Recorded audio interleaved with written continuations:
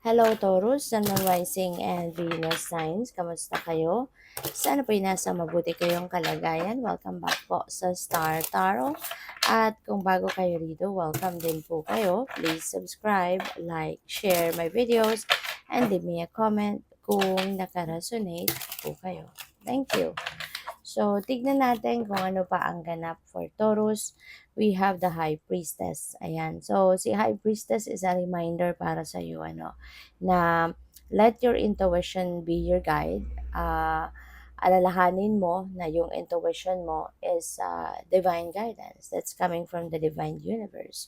So, this is a reminder para sa iyo, no, na lagi kang makinig sa iyong intuition, lagi kang makinig sa bulong ng iyong intuition because gabay yan galing from the divine and that is going to help you or to lead you towards the right decision, towards the right path, no, kung saan kayo dapat mapunta.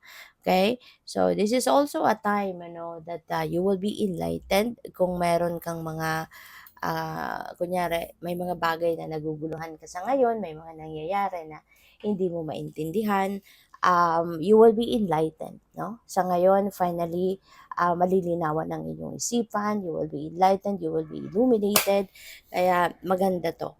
No, maganda to na magkakaroon na ng kalinawan ang inyong isipan.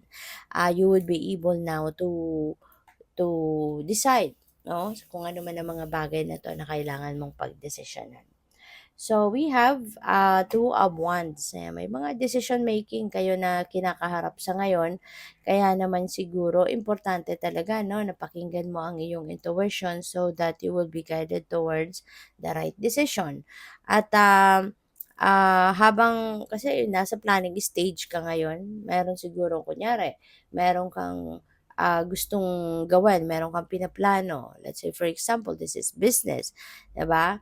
So, maaari ngayon, nag-strategize ka how you are going to start that business. Anong mga strategy, ano yung gagawin mo, um, ano yung uunahin mo, what are the first steps that you're going to do, something like that. So, habang nagpaplano ka, nag-iisip ka sa ngayon, meron na sigurong mga opportunity, no, na kumakatok din sa'yo. May mga opportunities nandiyan at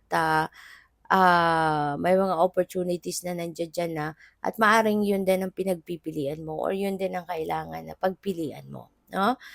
Kung ano na yung dapat mong gawin, no? So, pupuwedeng may gano'ng ganap. Kaya, also maaari din na ang iba sa inyo rito is also, siguro going to travel.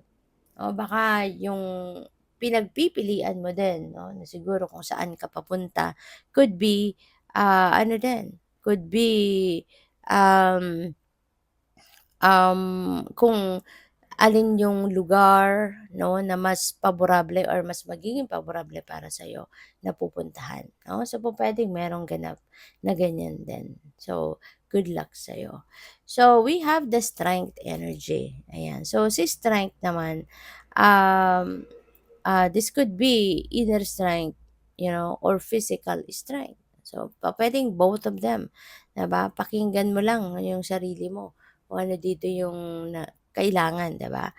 Kasi pupuwede ng iba sa inyo dito may need, 'di ba, to strengthen yourself, yung loob mo, 'di ba? Lakasan mo yung inyong loob kasi maaari, 'di ba, na kailangan mo sa ngayon ng lakas ng loob para ma-manage mo na maayos yung mga bagay na pinagpaplanuhan mo or magawa mo ang mga bagay na gusto mong gawin dito, 'no? So, pupuwedeng gano'n ang ganap. Kasi kung matatakot ka nga, 'di ba, so walang mapupuntahan nito kahit maganda yung mga plano mo rito, kung matatakot ka, hindi mo rin ito maitutuloy. Kaya importante, 'no, na lakasan mo ang inyong loob, gisingin mo yung inyong strength and courage, okay, for you to be able to perform, to do kung ano man yung mga steps na gagawin mo. Okay? So, same thing, kailangan din na malakas ang inyong katawan, malusog ang inyong pangangatawan, para na magampanan mo kung ano man itong mga plano mo. So, by the way, maraming salamat for subscribing, and if you haven't subscribed yet, subscribe na kayo. And also, maraming salamat din for not skipping the ads. Malaking bagay po yan sa akin. And also, please click the join button sa baba na video kung gusto po ninyo na mag-join kayo sa membership. So, we have this one. Ayan, there is transformation happening.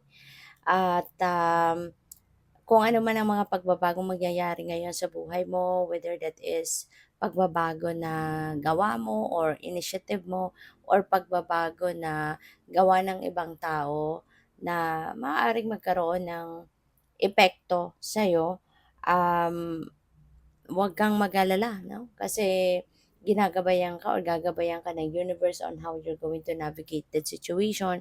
Kaya mahalagang paalala ito sa inyo ng High Priestess na lagi kayo makinig sa iyong intuition. Lagi ninyo itong papakinggan kasi yun ang gagabay sa iyo. Ang gagabayan ka nito sa kung saan or ano ang dapat mong gawin, saan ka magsisimula or papaano mo ina-navigate ang sitwasyon na ito. Okay?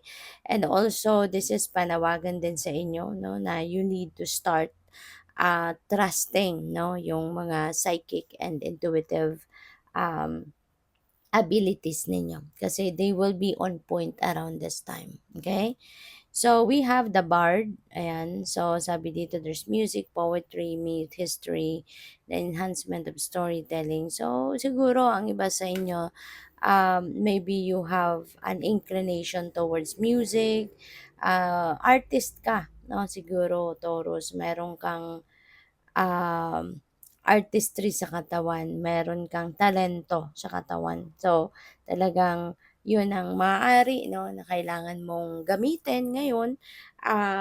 Anuhin mo yan, gamitin mo yan, at saka yun ang anuhin mo, maaaring iyon ang magagamit mo din, yung mga talents mo dito para sa pagsisimula mo ng bagong bagong kaganapan, 'di ba? Meron kang mga pinagpaplanong gawin, so maaari na included diyan, no, yung mga talents mo, maaaring that is what you're going to capitalize at this time. So, we have the novice, ayan. So, feeling ko dito you're going to start something new in your life, totally something new. Talagang ito yung sobrang bagong-bago na gagawin ninyo. Now, maybe you are going to put to use a new skill. Maaring meron kang gagawin bagong trabaho. Maybe you are uh, starting a new business, a new enterprise, yung bang totally new for you. Yung bang ngayon lang kayo gagawa na to. Ngayon pa lang kayo magsisimulang gumawa ng ganitong bagay. So, pwedeng ganun. No? So, good luck sa'yo. Thank you for watching. Love and light. Namaste.